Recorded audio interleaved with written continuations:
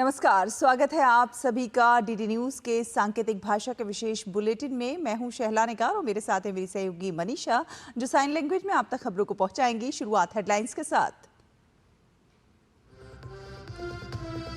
झारखंड विधानसभा चुनाव में पीएम मोदी आज गढ़वा और चाईबासा में करेंगे रैली। हेमंत सोरेन समेत इंडी गठबंधन के प्रचार अभियान में भी आएगी तेजी।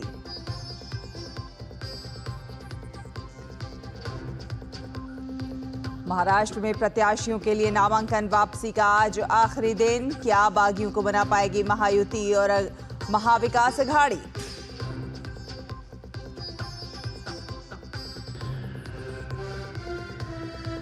श्रीनगर में ग्रेनेड हमले के बाद लाल चौक पर बढ़ी सुरक्षा। सरकार गठन के बाद आज से विधानसभा का सत्र। अब्दुल्ला सरकार को घेरने के लिए बीजेपी की तैयारी पूरी।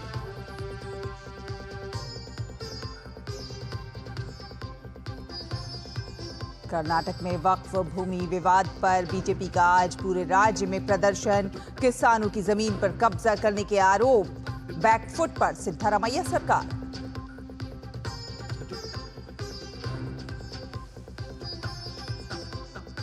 और अमेरिकी चुनाव में अब कुछ घंटे बाकी। अंतिम दौर में स्विंग स्टेट्स के लिए हैरिस और ट्रंप का प्रचार अभियान।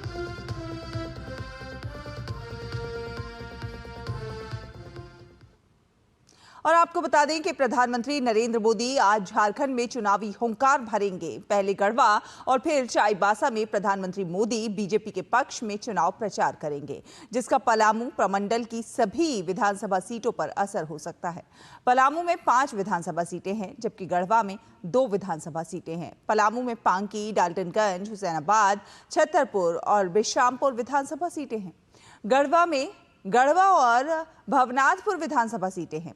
गढ़वा की बात करें तो आजादी के बाद ये पहला मौका होगा जब कोई प्रधानमंत्री यहां आ रहे हैं। इस सीट पर एक तरफ जेएमएम ने अपने मंत्री मिथिलेश ठाकुर को उम्मीदवार बनाया है, तो वहीं दूसरी तरफ बीजेपी ने 2 बार से गढ़वा सीट से विधायक रहे सत्येंद्र नाथ तिवारी को मैदान में उतारा है। समाजवादी पार्टी से गिरिनाथ सिंह और बीएसपी से अजय कुमार चौधरी यहां चुनाव लड़ रहे हैं। वहीं अगर चाईबासा विधानसभा सीट की बात की जाए तो ये सीट अनुसूचित जनजाति के लिए आरक्षित है। इस सीट पर पिछले 15 वर्षों से जेएमएम का कब्जा है। जेएमएम ने एक बार फिर दीपक बिरुआ पर अपना भरोसा जताया है, तो वहीं भाजपा ने चाईबासा से गीता बालमुचु को अपना उम्मीदवार बनाया है।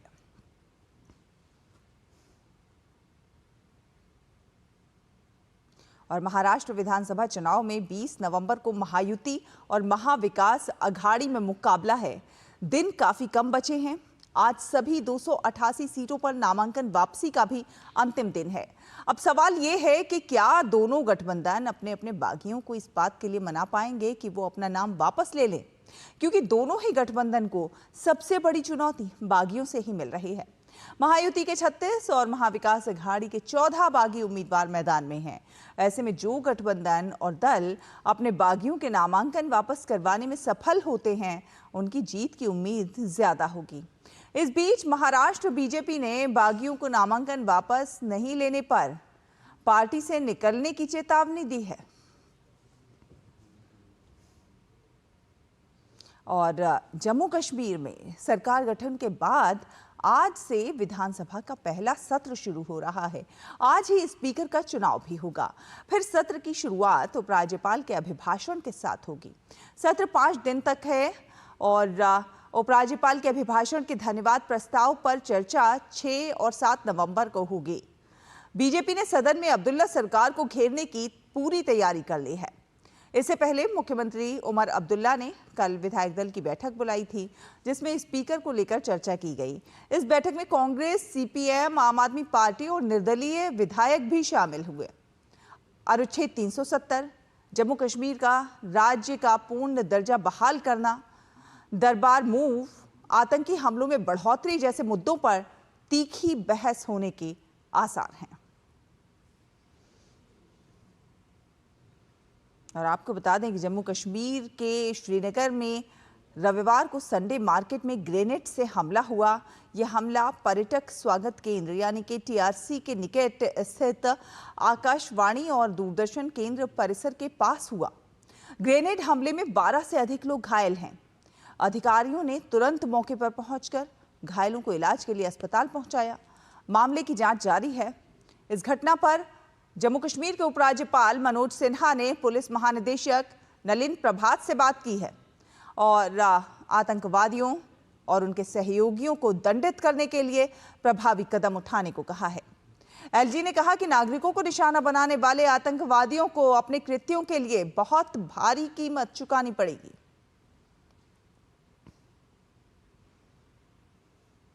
और कर्नाटक में वक्फ द्वारा किसानों की जमीन को लेकर जारी किए गए नोटिस पर मुद्दा गरमाया हुआ है। वक्फ भूमि विवाद के खिलाफ भारतीय जनता पार्टी आज पूरे राज्य में प्रदर्शन का ऐलान किया है। वहीं कर्नाटक के पूर्व उप मुख्यमंत्री डॉक्टर CN अश्वत्थ नारायण ने कहा है कि राज्य में मठ, मंदिर और किसानों की संपत्ति को वक्फ संपत्ति घोषित करने वालों के खिलाफ भाजपा जन आंदोलन चलाएगी। उन्होंने घोषणा की कि वक्फ संपत्ति पर 1974 के गजट अधिसूचना को वापस लेने और सत्ता के दुरुपयोग की CBI जांच की मांग को लेकर आज राज्य भर में विरोध प्रदर्शन किया जाएगा। गौरतलब है कि विजयपुरा, कलबुर्गी, बीदर और शिवमोगा के किसानों ने आरोप लगाया है कि वक्फ बोर्ड द्वारा उनकी जमीन खाली करने के लिए नोटिस जारी किए गए हैं, जबकि वे 1 सदी से अधिक समय से उस पर खेती कर रहे हैं और उनके पास अपने स्वामित्व को साबित करने के लिए सभी दस्तावेज हैं। राज्य के कई जिलों से इस तरह के आरोप के बाद कांग्रेस की सिद्धारमैया की सरकार बैकफुट पर है। हालांकि वक्फ बोर्ड द्वारा किसानों की जमीन हड़पने के मुद्दे के विवाद गरमाने के बाद कर्नाटक के मुख्यमंत्री सिद्धारमैया ने वक्फ जमीन मुद्दे पर किसानों को दिए गए पहले के सभी नोटिस रद्द करने के आदेश दिए हैं।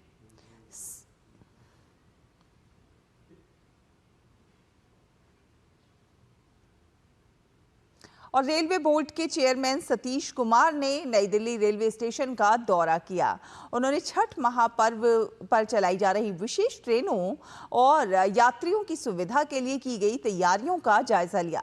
उन्होंने कहा कि रेलवे ने इस साल हम 13 दिनों में करीब 7,726 ट्रेनें चला रहे हैं। एशियन डेवलपमेंट बैंक यानी ADB ने भारत की ओर से ग्रीन एनर्जी को बढ़ावा देने और इंफ्रास्ट्रक्चर तैयार करने के लिए जीवाश्म ईंधनों जैसे पेट्रोलियम पर सब्सिडी कम करने और कोयले पर सेस लगाने के कदम की सराहना की है। ADB की ओर से जारी एशिया पैसिफिक क्लाइमेट रिपोर्ट के अनुसार खुदरा मूल्य, टैक्स की दरें और चुनिंदा पेट्रोलियम उत्पादों पर सब्सिडी जैसे 3 प्रमुख बिंदुओं पर संतुलन करके भारत तेल और गैस क्षेत्र में अपनी राजकोषीय सब्सिडी को 85% तक कम करने में सक्षम रहा।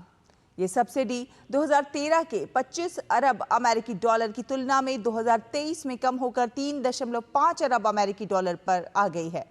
2010 से 2017 तक कोयले के उत्पादन और आयात पर सेस लगाया गया। इसका 30% राष्ट्रीय स्वच्छ ऊर्जा और पर्यावरण कोष में भेजा गया, जिससे स्वच्छ ऊर्जा परियोजनाओं और अनुसंधान को समर्थन मिला। ADB ने कहा कि सेस ने 2010 से 2017 के दौरान नवीन एवं नवीकरणीय ऊर्जा मंत्रालय के बजट को मजबूत करने में महत्वपूर्ण योगदान दिया।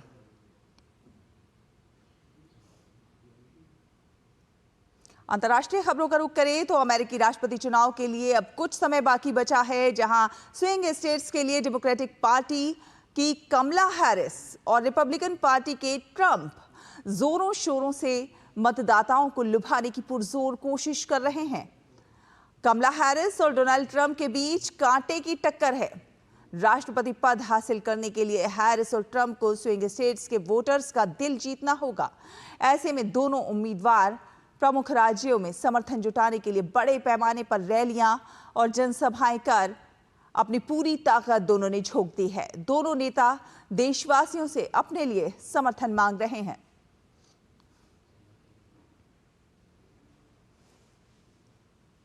बात करें खेलों की तो सीनियर पुरुष हॉकी नेशनल चैंपियनशिप का 14वां संस्करण आज से तमिलनाडु के चेन्नई में शुरू होने जा रहा है। 16 नवंबर तक चलने वाले इस टूर्नामेंट में कुल 31 टीमें भाग लेंगी, जिन्हें 8 पूल में बांटा गया है। लीग चरण के दौरान प्रत्येक टीम अपने पूल की हर दूसरी टीम के खिलाफ खेलेगी। प्रत्येक पूल से शीर्ष टीम 13 नवंबर को क्वार्टर फाइनल में पहुंचेगी, जिसके बाद 15 नवंबर को सेमीफाइनल और 16 नवंबर को फाइनल और तीसरे और चौथे स्थान के लिए प्ले ऑफ होगा।